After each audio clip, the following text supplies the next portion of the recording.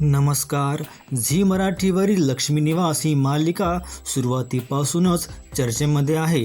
जान्हवी आणि जयंतच्या विवाहानंतरच्या नात्यात सतत नवनवीन ट्विस्ट पाहायला मिळत आहे.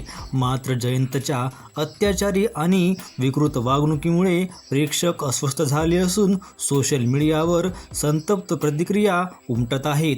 मालिकेच्या नवीन प्रोमोमध्ये जयंतची अत्यंत विकृत मानसिकता समोर येते. तो जान्हवीच्या दुधाच्या ग्लासात जिवंत झुरळ टाकतो आणि तिला प्रेम सिद्ध करण्यासाठी ते प्यायला लावण्याचा प्रयत्न करतो. जान्हवी त्याला ते फेकून द्यायला सांगते, मात्र जयंत ऐकण्यास तयार नसतो. तो फक्त एवढंच जाणून घ्यायचं म्हणतो की जान्हवीचं त्याच्यावर खरंच प्रेम आहे की नाही, आणि यासाठी जान्हवीने झुरळ घातलेलं दूध प्यावं असं त्याला वाटते. या प्रोमोवर प्रेक्षकांचा तीव्र विरोध दिसून येत आहे.